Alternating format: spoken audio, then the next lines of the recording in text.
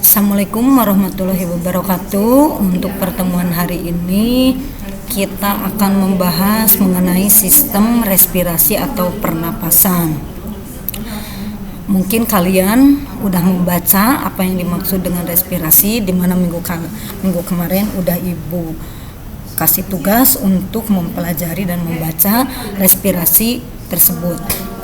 Jadi di sini untuk respirasi atau sistem pernapasan nanti akan dibahas adalah alat pernapasannya, kemudian organ atau jaringan yang terlibat di dalam sistem respirasi, kemudian gangguan yang akan terjadi dalam proses respirasi tersebut. Di sini alat respirasi atau pernapasan dimulai dari organnya adalah rongga hidung, kemudian kerongkongan, masuk ke laring, kemudian di dalam tersebut akan masuk ke trakea, kemudian ke bronkeolus sampai ke alveolus. Itu gambaran dari proses secara garis besar. Kemudian sistem respirasi yang akan kita bahas yaitu pada manusia. Kita lihat gambar proses respirasi pada manusia beserta organ yang terlibat di dalam proses respirasi tersebut. Organ yang pertama yang terlibat dalam respirasi adalah rongga hidung, di mana oksigen akan masuk melalui rongga hidung kita. Kemudian ada juga orang yang melakukan respirasi apabila hidungnya ada gangguan atau misalkan ada penyakit, ada kelainan dan lain sebagainya. Ada yang menggunakan rongga mulut. Jadi dia mengambil oksigen melalui rongga mulut. Tetapi kalau dalam bidang kesehatan, orang yang melakukan respirasi di mana oksigen ngambil melalui rongga mulut dan rongga hidung, itu lebih baik melalui rongga hidung. Kemudian di sini oksigen akan masuk ke dalam kerongkongan kita. Di dalam kerongkongan kita tadi disebutkan udah ada dua saluran, ada paring, ada laring. Kalau laring yaitu untuk proses respirasi, kalau paring untuk masuknya zat makanan yang tadi disebutkan. Jadi ada paring, ada laring, kemudian oksigen setelah melewati laring akan masuk ke dalam trakea, kemudian akan masuk ke dalam bronkus, selanjutnya masuk ke dalam bronkeolus, kemudian terakhir akan masuk ke dalam alveolus. Alveolus ini kalau kita lihat bentuknya hampir menyerupai seperti untayan anggur. Nah, di dalam alveolus ini ada pembuluh darah. Nah, pembuluh darah yang di alveolus inilah yang berperan mengangkut oksigen yang nanti akan disebarkan ke seluruh bagian tubuh kita. Nah, pada waktu kita melakukan respirasi, di sini ada tulang rusuk. Jadi di dada kita di sini ada tulang rusuk. Oksigen masuk ke dalam tubuh kita, kemudian otot yang ada di dalam rongga dada kita, tulang rusuk kita akan terangkat. Artinya itu sedang melakukan respirasi. Berarti sedang berkontraksi. Kemudian ini akan dilepaskan lagi, dibuang lagi, tulang rusuk, rongga dada akan kembali mengempis. Itu prosesnya dan itu akan dilakukan berulang-ulang.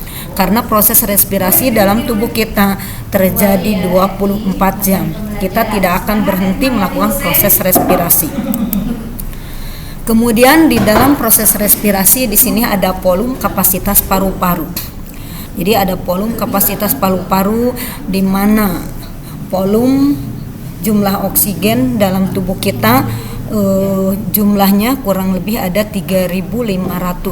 Nanti di sini ada udara cadangan, ada udara komplementer, ada udara jumlah total dan lain sebagainya. Jadi apabila kita sedang melakukan kegiatan berat, misalnya berolahraga, itu artinya kita melepaskan energi, melepaskan oksigen dalam jumlah yang banyak, tapi dalam tubuh kita tetap masih ada udara cadangan sebanyak 1.500. Kemudian di sini ada zat yang berbahaya yang mempengaruhi di dalam proses respirasi. Yang pertama, zat yang berbahaya yang ada di lingkungan kita adalah rokok. Rokok ini sangat berbahaya bagi kesehatan kita karena di dalam rokok mengandung zat-zat yang berbahaya. Yang pertama ada nikotin. Nikotin ini mengakibatkan orang akan menjadi kecanduan. Kalau mencoba satu kali merokok, dia akan terus ketagihan karena dalam rokok ada nikotin. Yang kedua, di dalam rokok tersebut ada tar. Nah, tar inilah yang menyebabkan atau pemicu penyakit kanker dan tumor. Jadi di dalam rokok ada tar pemicu kanker paru-paru. Kemudian ada CO2. CO2 yang ada di dalam rokok, salah satu contohnya adalah asapnya. Asap yang dikeluarkan dari hasil merokok tersebut yang dilepas ke udara bebas itu adalah CO2. Ini sangat mengganggu kepada orang lain yang berada di sekitar orang yang merokok tersebut. Terutama misalkan di sini ada bayi, ada ibu hamil, di mana ibu hamil dalam tubuhnya ada janin. Janin ini sangat rentan kalau banyak gangguan, misalnya CO2 masuk. Nah, ini sangat berbahaya. Jadi bisa mengganggu kehamilan pada orang tersebut dan kepada janin tersebut. Kemudian bisa mengakibatkan kanker, kemudian bisa mengakibatkan di sini mandul, kemudian hipotensi, kemudian kanker dan lain sebagainya, kanker jantung. Nah, untuk yang merokok dibagi dua, ada perokok aktif dan pasif. Kalau perokok aktif artinya orang tersebut yang merokok, kalau perokok pasif adalah orang yang tidak merokok tapi tanpa disadari asap rokok tersebut masuk ke dalam tubuhnya. Kemudian ada gangguan pada sistem pernapasan. Gangguan pada sistem pernapasan sangat banyak. Ini hanya beberapa contoh yang ditayangkan. Yang pertama adalah asma. Kalau asma ini merupakan penyakit pernapasan tetapi sifatnya genetik. Jadi asma ini merupakan penyakit keturunan atau genetik.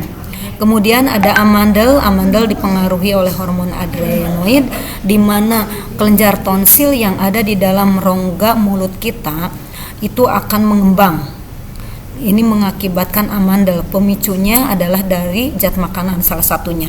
Misalkan orang yang suka makan pecin. Pecin di dalamnya mengandung MSG, monosodium glutamat, merupakan pemicu timbulnya amandel. Kemudian ada bronkitis, di mana bronkitis ini yang terganggu adalah paru-parunya. Orang tersebut tidak kuat dengan dingin di pagi hari. Ini yang rusak adalah di paru-parunya. Ada flengitis, ada laringitis. Kalau laringitis yang terganggu adalah saluran laringnya.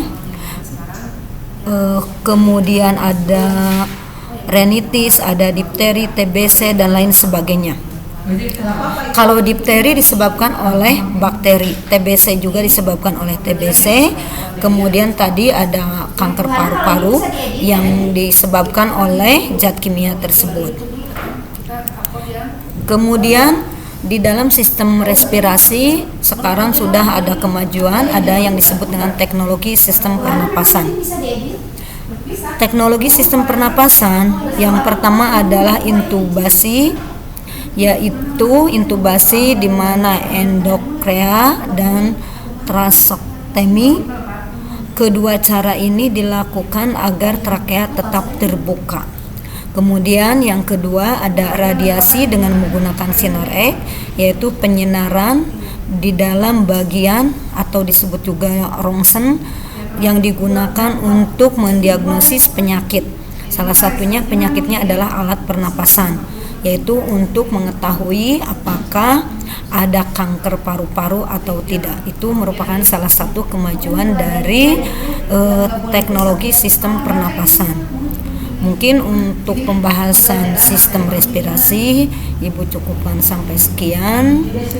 Minggu depan kita ketemu lagi dan kita lakukan tanya jawab.